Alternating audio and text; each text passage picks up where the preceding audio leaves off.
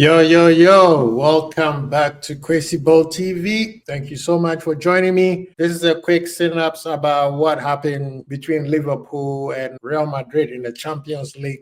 This is just my thought. I'm not going to waste too much time. This is just something that I just wanted to share. Big up to Mandem. Appreciate all you guys who's going to watch this later. Please make sure you share, you subscribe, and then, of course, give us a couple likes. Always goal is to get to minimum 21 right now. So big up yourself if you're here to watch this. Liverpool versus Real Madrid, Anfield, under the Anfield lights. Beautiful game. Liverpool played very, very well. I was very excited. This is probably the third time I've seen Liverpool play third gear right now. They were at this rate, if they can play consistently the way they play against, what they call it, Brentford, Leverkusen, and Real Madrid, then Liverpool is very, very scary. Teams are going to be really worried about us because we haven't played anybody. That's how we will look at it, one game at a time. And right now, we will just talk about the Champions League. Liverpool, of course, beating Real Madrid 2-0. McAllister and Gakpo scoring beautiful goals in the second half. Quick first half synapse was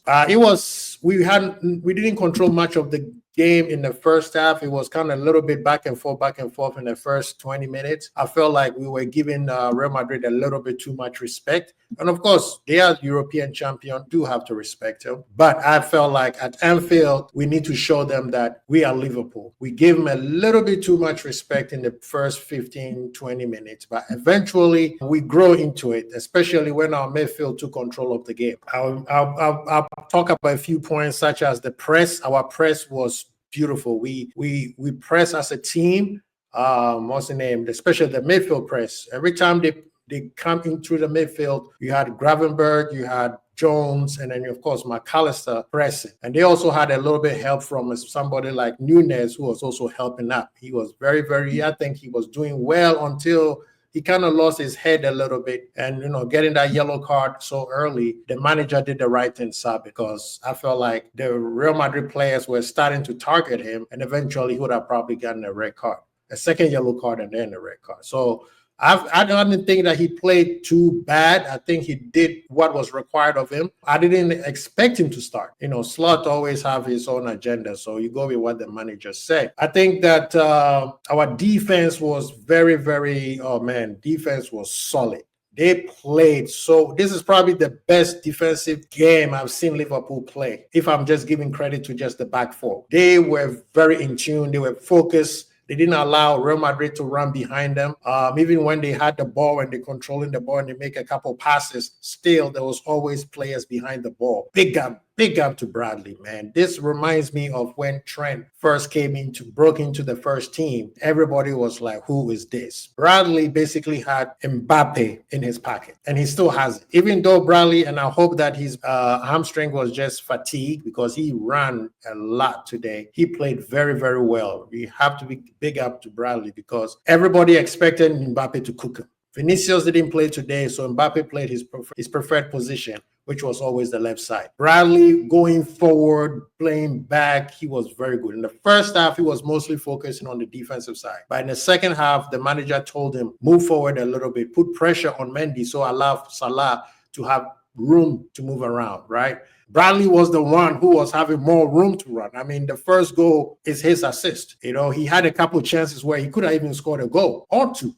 So Liverpool, Bradley played very, very well. I was very excited for the young man. He slowly and surely, he might cement a position. We never know, man. He might even allow Trent to play lesser minutes with the amount of games that, the amount of confidence that he's having. He doesn't have enough chance to play enough games, but when he gets the chance, he does play well. And for him to play a Champions League, starting and almost finish, if it wasn't for that fatigue or hopefully not injury, he would have had a whole 90 minutes at Anfield versus Real Madrid. So big up to Bradley, man. He played so well. Konate, another beast as always. Konate, he helped Bradley's side a lot. He knew that they were going to double team him. They were going to try to overload the right side. But Konate was immense. Konate was a mess. He and Bradley basically shut down Mbappe. On the left side, I think that Robo played better than the match against Southampton. I thought that he was more controlled, more measured. He wasn't rushing on his just bombing forward. He was very, very in tune with the line. He wasn't out of place. That penalty kick was soft, but Robo needs to be careful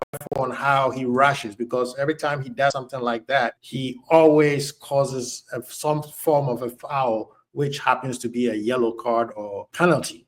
This is a back-to-back penalty that he has received, although both of them are questionable. But still, the ref called it. So we have to call it as it is. And I think that's something that Robo needs to calm down. It seems like he's a little bit under pressure and he is overreacting a little bit too much. So I think that Robo needs to calm down, and Virgil just have to still keep talking to him. That's what makes Virgil so great. He's a great leader. You could tell he is coaching Robo through the matches. He saw that Robo had a tough time against Southampton. I don't think he played really, really bad. I won't give him a 7. I'll probably give him maybe a 6 max. We need Robo to calm down. And also, we don't have any more defenders. Right now, Konate looks like he's injured. Bradley looks like injured. Semika's been injured. We just have Joey to possibly play both sides if need be. We need Robo to make sure that he's focused. He needs to work himself out of this little funk that he is. And I know Robo would definitely do that. Big up to McAllister. He won man of the match. This is one of the best matches that I've seen McAllister play. A lot of people were talking a lot of nonsense about McAllister, but one thing that I saw, that when McAllister is a little bit forward, he plays much better because he has more of the ball. McAllister needs to have that's the thing. Yes, sometimes he does lose the ball, have these bad passes. Today his press was very good. He defended well, right? He made some silly mistakes in terms of fouling the player. Some of them was needed, but he got a yellow card that now he's going to be rested against Genora because he's suspended. But I think McAllister played very well. He scored the goal also. He and Bradley, the 1-2 touches was beautiful. Personally, I would have given the man of the match to Bradley, but McAllister scored a goal. So I guess, he gets it. Gravenberch being Gravenberch, he showed Jude who the boss is, right? I'm not going to go talk too much, but Gravenberch was much, much, much better than Jude today. I guess today people were calling the battle of the young phenom or whatever you want to call it, but I thought that Gravenberch showed his quality today. This kid today was amazing. He's the reason why Kamavinga basically pulled a hammy or his knee or whatever it is, and I hope he's doing well because he chased him around the whole time. When Gravenberch is on the ball, he's dangerous. Without the ball, he covered a lot of spaces. So Kamavinga also played very well today. This guy is a gem. He plays multiple positions, and any positions he plays it at a high level. So I think that the Liverpool midfield put him, because he had to cover a lot of space. Even though Valverde was there, I didn't think Valverde showed his true skill today. He had 1 or 2 chances where he broke forward, and he's a very dangerous player. But Kamavinga to me was a much, much better. I think he was the better player in the Madrid side. Our passes was beautiful today. I like the passes. We controlled the game. This is what I was talking about. It wasn't just because we have majority of the ball or more possession. You can have more possession, majority of the ball. Doesn't mean you are in control, because every time you lose the ball, something is going against you. But today, or should I say the game against Madrid, it was very, very, very controlled. We didn't force the issue, even when sometimes we break in and you think that, the old days, we will be trying to score a goal. But today, everybody like calmer, control the game. We didn't took it too seriously, right? In the beginning, in the first 15 to 20 minutes, I think that adrenaline was a little bit too high. So we were misplacing a lot of final third passes. But towards the end of the first half and then the second half, it was much, much, much better. Ball movement without the ball or with the ball, it was great. Players seems to know exactly what they were doing. Jones Jones played so well today. He had a lot of fun with their midfielders. He was killing their defenders. Rudiger was all over of course, Real Madrid's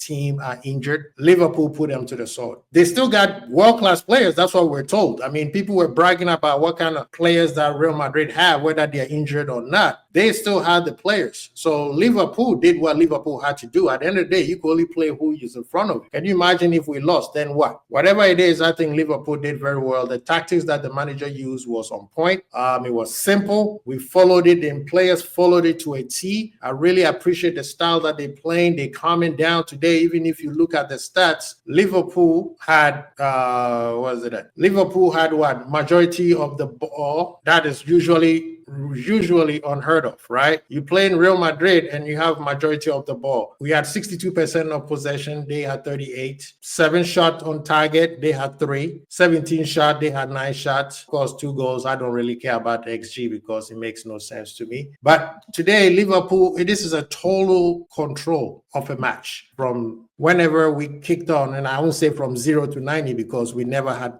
total control of the match. But maybe in the 25th minute towards the 30th minute, and of course, we know that Liverpool is a second half team. We took control of the match and we played very, very well. So I'm very excited, and that gives us confidence moving forward. Of course, they had a penalty, like I said earlier, off Robbo. People need to understand the Opta stats says Robbo, when it comes to points for both teams, Robbo came in second. Number 1 was Bradley. So a lot of people are saying Robbo is not playing well, blah, blah, blah, all that nonsense. Robbo played very well. Besides the penalty, he did very, very well. Bradley also. Kelleher, we have to give Kelleher some love. I mean, this is a deputy goalkeeper who's playing right now. He's playing at a world-class level. I'm not going to say he's world-class, but he's playing at a world-class level. We have to give him a big up to that. Yes, of course, everybody knows that I'm an Alisson fan. And when Alisson is ready, he's coming straight up. I don't care what the fans say. The manager already said that. Klopp also said that a couple years ago. We have to give love to Kelleher.